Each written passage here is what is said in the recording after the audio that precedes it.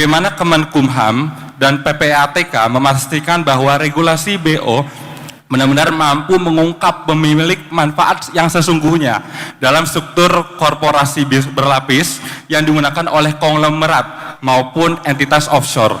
Adik-adik tahu berapa yang saat ini kami blokir karena mereka tidak melakukan melaporkan penerima manfaatnya? 1.100.000 sekian badan usaha. Kita akan memberikan kesempatan untuk kawan-kawan teman-teman semua, 2 orang mengajukan pertanyaan kepada narasumber. Baik, terima kasih sebelumnya. Ya. Perkenalkan, nama saya Agnasari Muslaningrum Ya. dari Universitas Wahid Hasyim, Wahid Fakultas Hasyim. Hukum. Siap, tepuk tangan dulu dong buat keberanian mbaknya. Izin bertanya, Siap. bagaimana cara untuk menjamin bahwa kebijakan beneficial ownership tidak hanya berhenti pada tataran regulasi, tetapi benar-benar efektif menembus lapisan perlindungan hukum yang sering dipakai oleh pemilik bisnis besar untuk menyembunyikan identitas aslinya. Karena sebagai mahasiswa hukum, kami ingin memastikan bahwa hukum bukan hanya mengatur, tetapi juga mengawasi kekuasaan. Dalam konteks ini, apakah negara sudah cukup kuat untuk mengawasi pemilik kekuasaan ekonomi yang sebenarnya? Terima kasih. Oke, ini pertanyaan apa jawaban ya? Panjang banget ya. Tapi intinya mengenai kepastian regulasi. Oke, keren sekali pertanyaannya ya. Masnya kami silakan, lebih keren nggak pertanyaan mbaknya nih?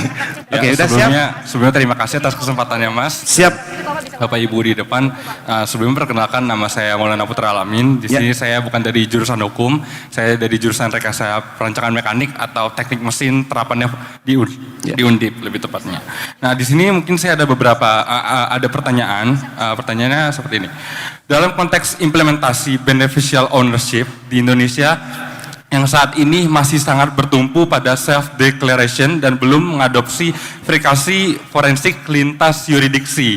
Bagaimana Kemenkumham dan PPATK memastikan bahwa regulasi BO benar-benar mampu mengungkap pemilik manfaat yang sesungguhnya dalam struktur korporasi berlapis yang digunakan oleh konglomerat maupun entitas offshore, yang bukan hanya menghasilkan transparansi semu yang pada akhirnya lebih membebani UMKM, startup kampus dan pelaku usaha kecil yang justru mungkin paling rentan untuk salah input. Dengan kata lain, bagaimana mekanisme konkret negara dalam mencegah BO menjadi instrumen surveillance ekonomi yang timpang, keras ke yang lemah, tumpul ke yang kuat, serta bagaimana jaminan bahwa BO Gateway memiliki integritas audit trail yang cukup kuat agar tidak berubah menjadi alat profiling atau represi fiskal terhadap kelompok usaha yang literasi hukumnya rendah. Oke. Luar, tepuk tangan dong buat masnya. Kami persilakan Pak Menteri dulu ya. Pak Menteri dulu, tadi ada pertanyaan soal bagaimana memastikan kebijakan mengenai BO ini tuh benar-benar bisa dilaksanakan Pak, bisa implementatif Pak, jangan hanya jadi regulasi aja gitu. Baik, saya langsung jawab dengan bukti ya. Kurang lebih badan usaha di negara kita itu kalau tidak salah kurang lebih ada 3,5 juta ya. Plus minus saya tidak tahu angka persisnya, tapi kira-kira segitulah.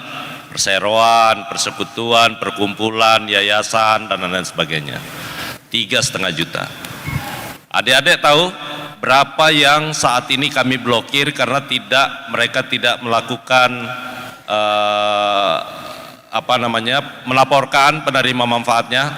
1.100.000 sekian badan usaha. Clear kan bahwa dengan kita blokir maka aksi korporasinya atau badan hukumnya itu pasti akan mengalami kendala. Jadi itu komitmen Kementerian Hukum khususnya Direktorat Jenderal Administrasi AHU, dalam hal ini Direktorat Badan Usaha, untuk menjalankan untuk mendapatkan kepastian agar BO ini bisa berjalan. Nanti ke depannya kalau soal tindak lanjutnya itu akan ditindaklanjuti oleh kementerian-kementerian terkait, salah satunya adalah PPATK. Tapi tugas kami memastikan di paling depan, front line, bahwa kalau semua pemilik manfaat tidak melaporkan, korporasinya atau perkumpulannya tidak melaporkan, maka kami pasti akan blokir. Yang kedua, nanti di tahun 2026, nah ini teman-teman notaris semua, tapi ada bagusnya karena teman-teman notaris pasti akan gembira. Bayangkan 3,5 juta badan usaha, nanti akan ada kewajiban bagi semua perseroan terbatas, semua persekutuan perdata, semua persekutuan komanditer ataupun yang lain, minimal sekali, khusus untuk PT ya, minimal sekali setahun wajib RUPS. Apa kewajibannya? Yakni minimal 1 RUPS-nya. Laporan keuangan perusahaannya wajib disahkan di dalam RUPS-nya. Karena bagi perusahaan yang tidak melakukan RUPS dan tidak melaporkan laporan keuangannya, sistem transformasi digital yang kami kembangkan setelah berakhir masa pelaporan pajak, yakni 31 atau 30 April ya, itu badan usaha, itu di bulan Juni belum melaporkan dan tidak melakukan RUPS yang merupakan amanat undang-undang PT, minimal sekali setahun untuk RUPS, otomatis sistem di AHU, sistem administrasi badan hukum, akan terblokir. Karena itu nanti teman-teman notaris ada kurang lebih sekitar berapa juta badan usaha yang akan wajib hukumnya mereka RUPS, pasti berhubungan dengan notaris. Yang kedua, bukan hanya itu kewajiban, mereka harus melampirkan, nah ini kaitan dengan BO sebenarnya, kenapa penting? Karena nanti kewajiban kedua badan usaha itu adalah di samping melaporkan laporan keuangannya, bukti setoran pajaknya berdasarkan laporan keuangan yang sudah dibayarkan, itu wajib diunggah ke dalam sistem administrasi badan hukum. Kalau tidak diunggah, maka otomatis akan terblokir. Nah inilah penataan, kita ingin membuat negara ini menjadi lebih teratur, tertib, negara melindungi kepemilikan, tetapi juga negara berhak untuk mensejahterakan rakyat lewat penerimaan pajak. Itulah keadilan bernegara. Saya rasa itu Mbak Christian. Terima kasih Pak Menteri. Tadi ada pertanyaan yang kedua, semoga sudah menjawab ya. Pertanyaan dari penanya pertama. Tadi ada pertanyaan yang kedua. Prof dulu, mungkin Pak Ivan juga bisa menambahkan. Ya. Kami persilakan Bu Guru Besar. Terima kasih, izin menambahkan Pak Menteri. Adik-adik sekalian, para hadirin juga, ingat bahwa penegakan hukum atau pengawasan suatu tindakan itu tidak hanya dilakukan oleh satu kementerian, tetapi sifatnya semua terintegrasi. Ada PPATK, ada Kementerian Hukum, ada pajak, ada yang lain lagi. Nah, yang kedua Pak Menteri, berkaitan dengan notaris. Terima kasih sekali. Teman-teman notaris ini harus sering banyak-banyak diajak bicara Pak. Ya, kami juga pengajar di notariat ya. Bapak lihat, notaris itu mayoritas ibu-ibu cantik ini. Nah, ibu-ibu cantik ini seringkali melas sama klien-kliennya ini. Nah, kalau dirayu sedikit sama klien itu udah, yo wes rapopo nanti tak atur. Jangan mau, jangan pernah mau manut sama beliau. Ya, jangan sampai karena kesalahan klien Anda yang kena. Banyak sekali Pak Menteri, PT 10 tahun sejak berdiri tidak pernah RUPS. Nah, kok bisa gitu hidup terus PT itu? Ya, mari kita awali ketertiban itu dari yang paling kecil. Ikuti langkah di Undang-Undang PT. ikuti langkah-langkah pendirian legalitas perusahaan dengan baik, maka semuanya akan lebih baik sampai akhirnya ke Pak Ivan di PPATK. Mau nggak Pak Ivan? Iya. Iya, Mas, kasih kaos PPATK dulu buat yang nanya nanti ya. Oke. Nah, jadi teman-teman, penerapan BO itu justru memastikan keadilan bisnis itu biar terjaga. Teman-teman bisa bayangkan, ada orang yang berbisnis dengan goodwill, pakai nama dia sendiri, hitung untung rugi dan segala macam. Lalu ada lagi orang yang berbisnis tidak peduli untung rugi karena bisnisnya dilakukan untuk melakukan pencucian uang. Bagaimana bisa hancur yang memiliki goodwill tadi hanya gara-gara dia punya saingan bisnis yang tidak penting untung rugi gitu ya. Dia jual bisa lebih murah karena bukan itu tujuan dia bisnis. Itu gara-gara BO dibiarkan. Gara-gara pemilik entitasnya itu bisa sembunyi. Contoh BO paling bagus di kasus ini Pak Menteri, Prof, itu kasus Laborasi Torus. Kasus Laborasi Torus itu dia menggunakan BO sampai transaksi triliunan. Itu di penjara beliau kan. Lalu di Jawa Tengah ada kasus satu perusahaan. Itu juga menggunakan BO. Jadi teman-teman bisa bayangkan jika BO tidak diatur, orang pelaku pidana, pelaku korupsi, pelaku illegal logging, pelaku illegal mining mendirikan perusahaan yang sama dengan orang-orang yang dengan goodwill, apa nggak hancur ini orang-orang yang dengan bisnis beneran ya? Dia bisa dengan harga murah loh, karena dia nggak peduli dengan untung rugi, dia untuk mencuci doang. Nah itu yang paling penting teman-teman ketahui dari sisi bagaimana pentingnya BO ini diterapkan di Indonesia. Sekali lagi memang apa yang disampaikan oleh beliau itu sudah benar, jadi saya tidak perlu menambahkan. Intinya dari PPATK, ketika BO itu disembunyikan, PPATK tetap akan bisa melakukan penelusuran. Mereka pasti akan ada cara bagaimana uang itu bisa, keuntungan itu bisa sampai pada titik pemilik penerimaan manfaat. PPATK bisa cari, banyak sekali kasus pernah ya, contoh sedikit lagi ya, pernah. Ketua lembaga ini pejabat negara mau mendirikan bisnis dengan menggunakan nama supirnya, lalu kemudian transaksi kebanyakan dilakukan dengan menggunakan nama istrinya.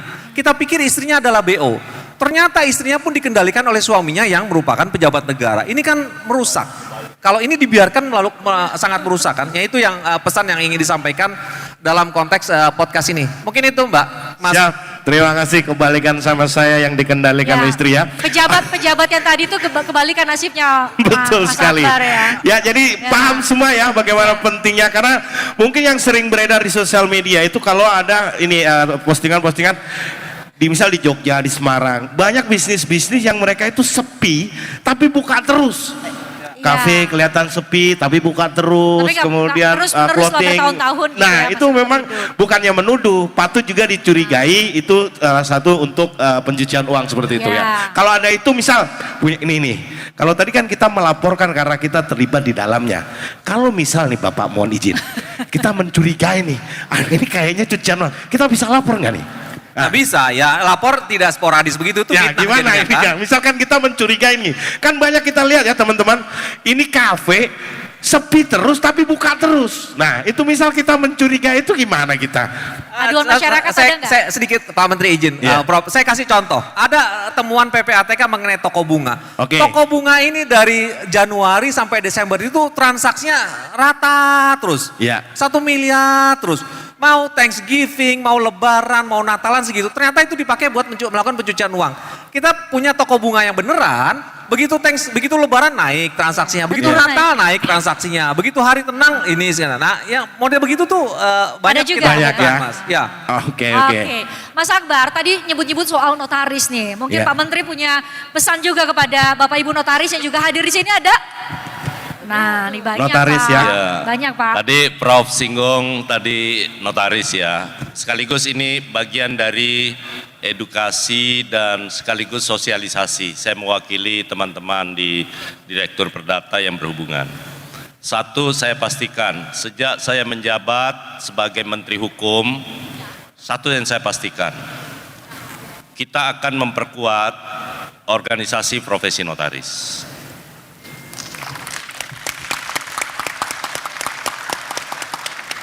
Tapi dengan satu komitmen yang sama. Sekarang seluruh wilayah kerja notaris saya buka semuanya. Tidak ada yang kita tutup. Kalau sudah memenuhi memenuhi persyaratan, silahkan mau pindah ke Jakarta pun semua saya oke kan. Bukan, ini maksudnya saya hanya kasih tahu. Karena itu saya minta juga ke organisasi profesi, Andalah yang menjadi filternya. Karena di Kementerian Hukum saya tutup itu sehingga upaya-upaya yang tidak sesuai dengan ketentuan, yang menghalangi teman-teman untuk pindah di tempat kerja yang ibu bapak inginkan, itu nanti lebih akan banyak ditentukan oleh organisasi profesi. Karena teman-teman di pengurus ini, daerah ataupun wilayah, kan memiliki kewenangan untuk menerbitkan rekomendasi.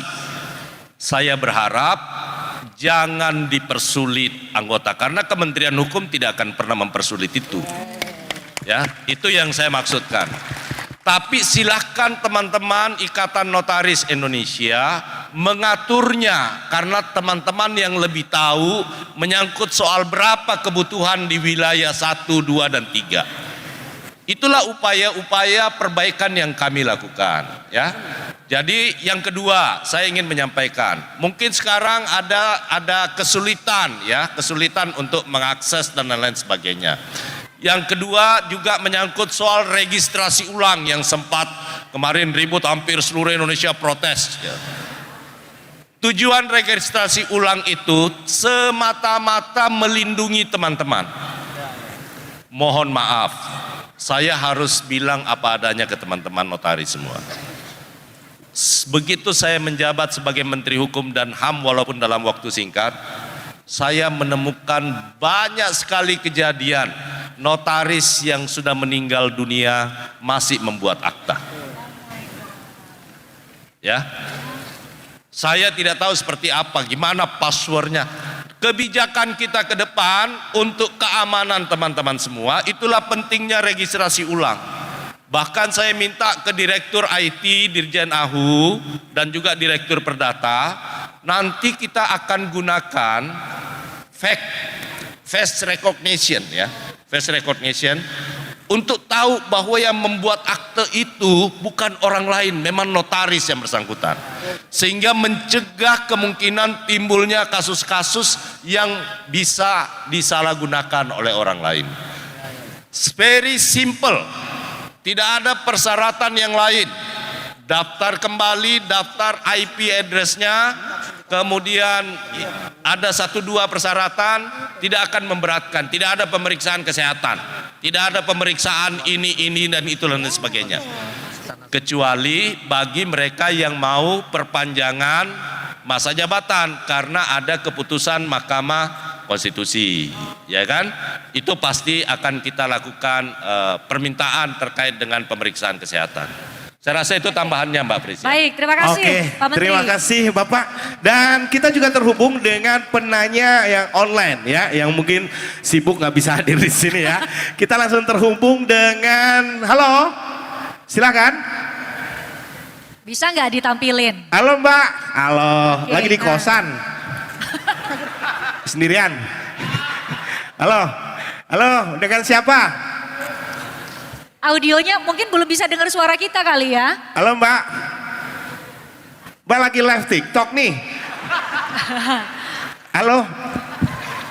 Ya, halo selamat siang. Oke, siang. Silakan, ada yang disampaikan, Selamat perkenalkan siang. diri dulu. Saya Ana Maria Septiana, Kak, dari Badan Strategi Kebijakan Hukum. Bisnis nih Pak Menteri, dari skala kecil, mungkin dari skala kecil itu seperti yang dijalankan oleh mahasiswa-mahasiswa kampus sampai nanti menuju skala miliaran atau bisnis besar, dan struktur organisasi dari kepemilikan bisnis itu juga nanti kan akan semakin kompleks.